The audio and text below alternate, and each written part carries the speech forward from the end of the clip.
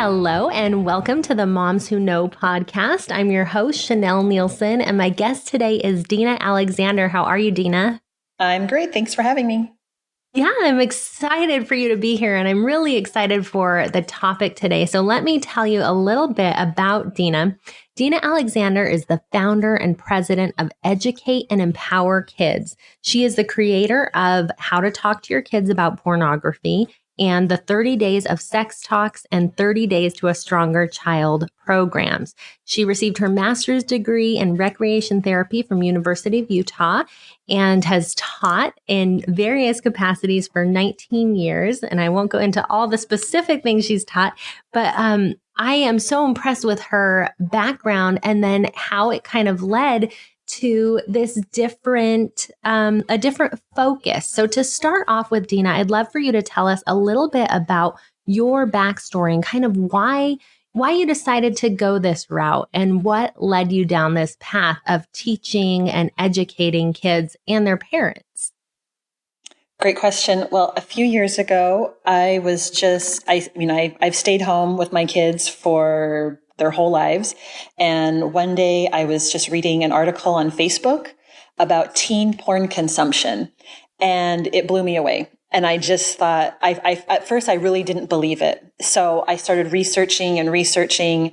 I found a wonderful expert named Gail Dines, connected with her, talked with her, and just kept researching. And I just felt like this fire inside me. And I just felt like, okay, I have to talk to my kids about this.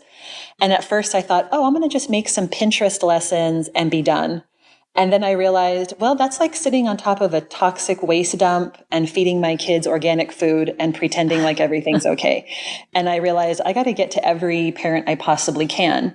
And within that, in trying to talk to my friends and family members, Christian and non-Christian, Republican and Democrat, they were all scared of this topic, and they were even scared about just talking about sex.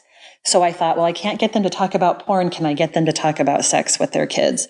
So that kind of just started me on this journey, and we created those first books, the 30 Days of Sex Talks, and that is just kind of what got us going. And then since then, we've just seen more and more needs. And so like our website and our resources have kind of expanded to just a lot of different things that we feel like parents need for parenting in the digital age.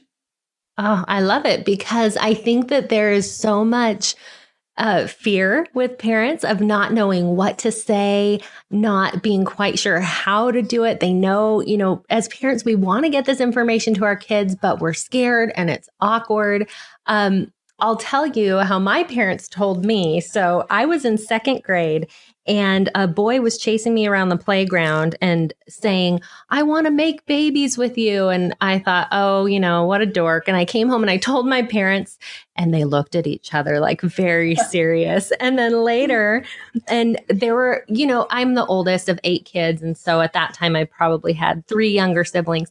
And they pulled me aside into their bedroom and they said, we want to talk to you about what that boy said today. And I felt awkward. I know they felt awkward. And I remember covering my ears and saying, I don't want to know. And they told me amidst me, with my ears covered and not wanting to know. And so yeah, we have tried to learn from that, and my husband and I, and tried to teach our kids a little differently. So I'm really excited to hear, what your recommendations are. And I just want to jump right in, because a lot of parents, I think that people growing up in my, generation, 80s kids, and maybe even a little older, it was like that, the talk. You go in with your parents. Now, your book is 30 days of sex talk. So it's not like one and done. So talk to us a little about your method, especially with younger kids, kind of when to start and then how you bring it up, how you have these conversations. Yeah. So we like to say it's not the talk so much as it is a bunch of chats. That we're like, it's just a chat. You're going to start out with just a simple chat. And I think the first thing that we can do as parents is, if we have a partner, a husband, a wife, we need to get on the same page with that partner. If you're divorced, you just are going to do your best. And if you can, you can. If you can't, you can't. But that to me is something helpful, because you will generally find that one of you is comfortable with a certain topic that maybe another person is not comfortable with. So it's really helpful to kind of be on the same page as to, okay, this is what we think is okay to say to a 3-year-old, to a 4-year-old, to a 5-year-old. And I think another important thing is just to let go of perfection, to let go of thinking, I have to get this right. If I don't, I'm going to traumatize my child. I'm going to steal their innocence. There's no perfect way to do this. None of us do this perfectly. I talk to experts all the time who have been doing this for 10, 20, 30 years, and they have horror stories with their own children. So there is no such thing as a perfect way to do this. So let go of that notion and forgive yourself. Okay. And just, start from there. And most of us will realize we're already having some of these talks. We've already started. Most of us have already had some kind of good touch, bad touch discussion with our kids. That is one of the sex talks. Because when we're talking with little kids, that age 3 to 7, most of what we're going to talk about is protective information. What are the things they need to know to protect their bodies, to keep themselves modest, maybe those beginnings so they can start to understand the difference between what behavior is okay in private and what behavior is okay in public. Are we going to be naked at the park? Probably not. But this doesn't have to be a serious discussion about, that is offensive. That's not right. It's more like, hey, we have clothes and they protect us. In the winter, we wear boots and hats and coats. In the summer, those clothes are not appropriate. We're going to wear shorts and a bathing suit when we go to the beach. And there are times and places for certain behaviors. And so that's a simple discussion right there. Okay. And that kind of talk can happen in less than 5 minutes, a discussion of what's okay in public, what's okay in private. So it doesn't have to be, like you said, the talk. I don't believe in the talk anymore. So right. Those are just, I'd say a lot of that, again, like I said, that beginning information is, helping them understand that my body belongs to me. That's one of my favorite lessons in our book for ages 3 to 7. It's called My Body Belongs to Me, where you, as parents, we wrote this lesson mostly for parents. It's geared towards kids, but we wrote it for parents because one of the big principles we talk about is forced affection. All of us as kids were pretty much told, go kiss your grandma, go give your grandpa a hug. I don't teach that anymore. I don't believe in that. I need my kids to know that they are allowed to say no to adults, that they do not have to say yes just because it's an adult, just because it's a teacher. And again, that is a discussion just on its own that's okay to have. When are we allowed to say no? Nope, you don't say no to mom when she asks you to clean your room. But if something makes you uncomfortable at school, at church, at home, with the neighbors, you're allowed to say no. You're allowed to say no when you're uncomfortable. So right there is a simple discussion to help kids understand when that's okay. That's so good, because you're really laying a foundation. So without getting into the things that maybe make us as parents a little more uncomfortable, we are still, like you said, giving them protective information and paving the way so that our kids can be safe and know what's okay for them and what's not okay for them. So I love that. That's super important. And it's generally, that's a very comfortable place for a lot of parents to start. They don't want to get right into penis and vagina. Right. So go ahead and start with some of these simple protective information. And then you can move into more complicated topics, which are really not that complicated. But for some, it might be to just talk about anatomy, and the functions of our anatomy and why those places are special and why we're going to protect our bodies, and why sometimes those places are covered up with clothing. Again, just real super simple stuff. And that is still, so anatomy and all that, you're still talking about the younger age group. This is still something you would do with the 3 to 7. Okay. Anything else that you really recommend kind of getting in while they're younger and making sure that they know about at such a young age? Well, I think what's super important is for parents to realize, what I was always told, wait till your kids ask you questions, wait for them to come to you. we don't say this anymore because our kids are so bombarded by so much media, by so many different messages, and so many of them are being exposed to pornography at a young age. We are now saying to parents, you start this conversation. So you want to establish yourself as a source, okay? That you can come and ask mom or dad anything about sex, about our bodies, about any difficult topics. So that's kind of, you're going to lay that foundation with some of those basic topics. But then, when you feel like your child is ready, or if, when they're in those discussions, go ahead and talk about, relationship basics. What does it mean to be a friend? What does it mean to have respect for others? Even helping them at that young age understand the difference between a friendship and a romantic relationship, helping them know that what mom and dad have is different than what they have with their friends at school. Again, these are all building blocks for those deeper conversations so that when you're ready, when they're ready, you go ahead and you can give that discussion about the physical mechanics of sex and the emotional aspects of sex.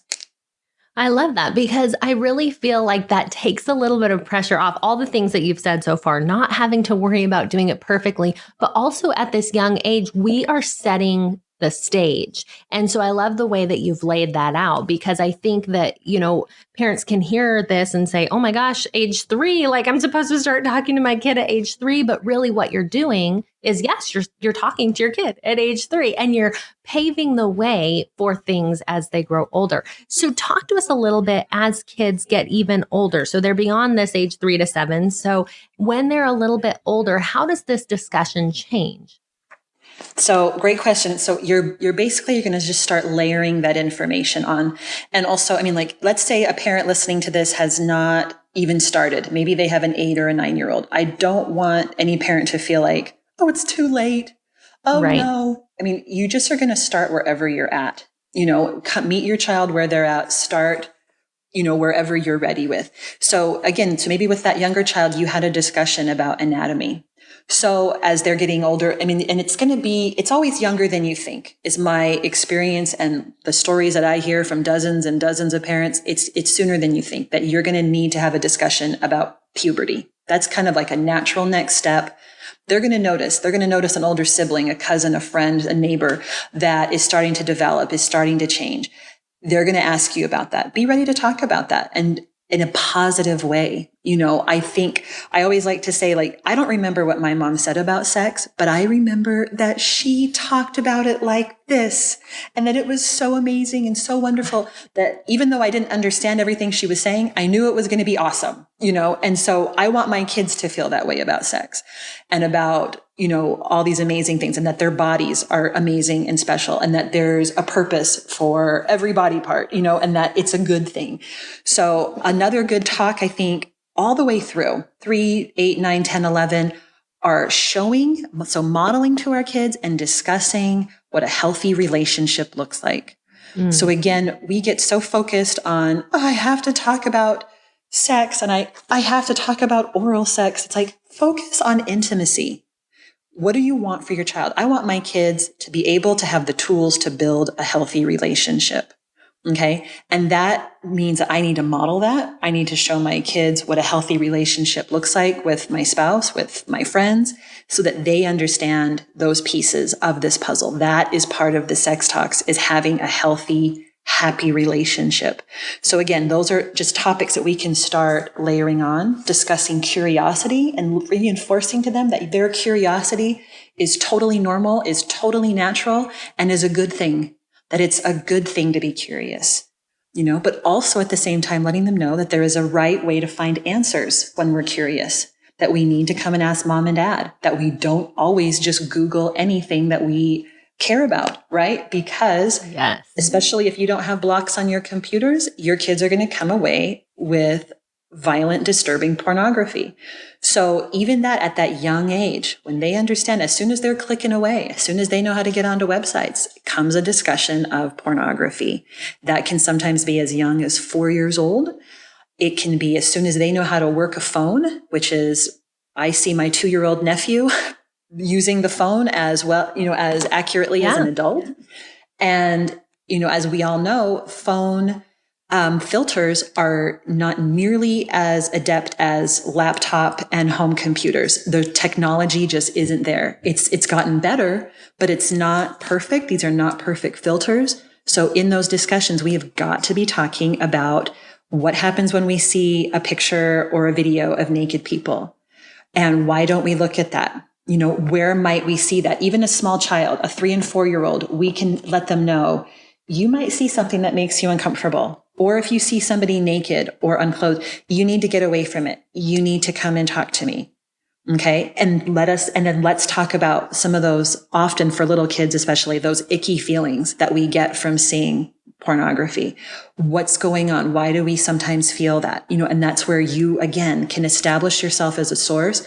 When your kids tell you these things or when you bring it up, you're letting them know, oh, mom knows about these things. Oh, it's okay for me to talk about these things. So when I do see these things, I know I can talk to mom or dad about this. It's not shameful. It's not embarrassing. It's normal. I'm going to come across this. I'm going to see these things. I've been warned. My parents have empowered me. And so I'm ready for it when it does happen. Yeah, I think that's so huge to empower our kids to not make it a shameful thing. Last night at the dinner table, I was talking about, tomorrow I'm going to do this call and we're going to talk about, how parents can teach their kids about sex and pornography. And I was kind of telling my kids and they were asking some questions and there was some giggling, but they were asking questions. And my husband said something that I thought was really, really good. He said, you know what? It's kind of uncomfortable for me to answer these questions, but I do it because I don't want you guys to go somewhere else. I don't want you to look it up online. You'll find bad things there. And I want you to know you can always ask us questions. And I thought, what a good man, he does feel a little uncomfortable. The kids, I don't know, we talk about everything and it has gotten to be pretty comfortable for me. And it's not that uncomfortable, I guess, anymore. But for my husband, I love that he owned it. Do you know what I mean? Yes. And that he said, I want you to come to me, because right there, that's the key, is like letting your kids know, I care about you. Like that's at the end of the day, that's the most important piece of this discussion. I care about you. I love you. And that's what's going to bring you closer, even with these tough topics, and just acknowledging, hey, sometimes I'm uncomfortable at this. I love that. Good for him. That's a good job. I married well. He's a good guy. So it is, I think, as parents, even if we do feel uncomfortable, like you said, to own it and just, that's okay. We can admit that as parents, maybe it's a little uncomfortable, but we still want you to come to us. This is not a question you go to Google for. And because of all the things you mentioned, because of pornography, because you're not going to get the right answers. And so tell us some specifics. So when our kids have seen something, how do we react as parents? So if our kid comes to us and says, Mom, some kids were showing this on their phone, or I saw this on the computer, how can parents react in a way that doesn't shame their child and that helps them learn and grow from that experience? I think the most important thing is to just treat your child how you wish you had been treated as a child. That we did not have these things as when we were kids, but we need to try to imagine what that would have been like, and what that would have been like to have to tell our parents, I saw this, or I've seen this a lot of times, or I have a problem with this. All of us would have wanted to be, have an arm wrapped around us and been, treated with kindness. In the past, I have thanked my child for telling me, thank you for letting me know this. Thank you for letting, for trusting me to give me, to tell me what you've seen. And I'm sorry that that this happened to you. That I'm sorry that this is kind of the world we live in, and that this is everywhere. And that this industry is literally targeting you. I tell my kids all the time, this is an industry targeting you. They want your dollars. They want your attention in the baddest way. This is how they, in their minds, feed their families. This is how this industry makes money. They don't care who it taints and hurts and damages. And so they are going to target you on social media, on your laptop, on your cell phone. So I think just treating them with compassion, and then, as best as you can, helping them to express what they've seen, because we need to be able, especially for littler kids, even older kids, we need to frame it for them. So when they let you know what they have seen, or even if they're not comfortable yet, you need to be able to remind them that this is not real, that is not real sex. It's not real intimacy. And that what has been created there is created for an audience. It's not created for pleasure or joy or anything beautiful between the people acting out in pornography, because that's a huge disconnect, not even for kids, but for adults. They forget this, that this is not real, that this is not how women want to be treated, that a woman does not want to be put in a position of powerlessness, because that is what's going on in pornography over and over again. And this is the thing that scares me about pornography. People like to talk about the addictive factors, and that is a big deal. And there are a lot of people that can become addicted to pornography, but I am more concerned about every future lawyer, doctor, policeman, legislator growing up on a diet of porn, which is what's happening with the majority of our culture right now. And so that is, again, where we need to talk about it, but we need to talk about it in a compassionate way where we acknowledge, hey, it's normal to be curious. It's okay to want to see naked people. It's okay that it's tempting for all of us, for grownups, for kids. As soon as you've been exposed, it creates even more like, well, what's going on there? There's that little voice inside. They'll be like, oh, you need to go see that again. Oh, what was there? Oh, wait, what did that, what was going on? Oh, I wonder if this is on there. There's all those little messages and voices. It's created to entice. This was created by brilliant marketers, genius computer designers who want to hook our kids. And so we, again, need to kind of help our kids get that picture of, one, again, that it's fake, that it's not real, that this is not real intimacy. And then we need to talk to them about what real intimacy is. Help them understand this is the opposite of pornography. Let me tell you what the opposite of pornography is. It is healthy sexual intimacy. Oh, that's so good. So I love how this kind of all builds on itself, that you are really trying to give your kids a full picture. And I think that's something that we can miss as parents. We can give them the anatomy, we can give them, the logistics and kind of this is how everything works. But if we miss that bigger picture of what intimacy is, of what relationships are, then we don't have the why. We don't have the reason that they need to stay away from it. This gives that fuller picture and that better understanding of relationships, of what's important, and of kind of how sex is a part of a healthy, Exactly. relationship. And sometimes we can miss that because what kids are seeing on TV, whether we're talking about hardcore pornography or even just regular movies, the things that our kids are seeing are not necessarily, and most of the time not at all, teaching the values that we want to teach our children as parents. And so if we're not teaching that, then who is? They're not getting it from other places, for sure. Absolutely. Absolutely. I mean, even so, my daughter had, they have health and sex talks more than you and I did in high school and in middle school. Even here in Texas, where I live, where it's a very conservative state, they have it in middle school and in high school. And I've spoken with them. I've spoken with the teachers. I've spoken with the district, and there's nothing on healthy relationships. They're going to talk about abusive relationships. They're going to talk about the mechanics of sex, but they're going to talk about STDs and pregnancy. But they're not going to talk about, like you said, the why. They're not going to talk about shame. They're not going to talk about what they're being exposed to every day on their phones, and so we need to be that source, and even on the positive things, I think we kind of get caught up in the don't do it, just stay away from it. We need to talk about the amazing parts, when they're older, that in our 12 plus book, we have sometimes parents that are freaked out that one of the topics is orgasm. It's like, why not?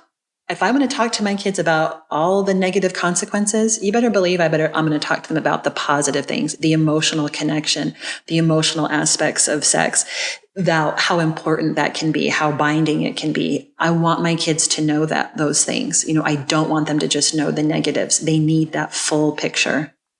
Yeah. Oh, that's so good. I'm glad to know that is in there, because I think that it's so easy to go that other direction and just say, no, it's bad. These are all the bad things about sex.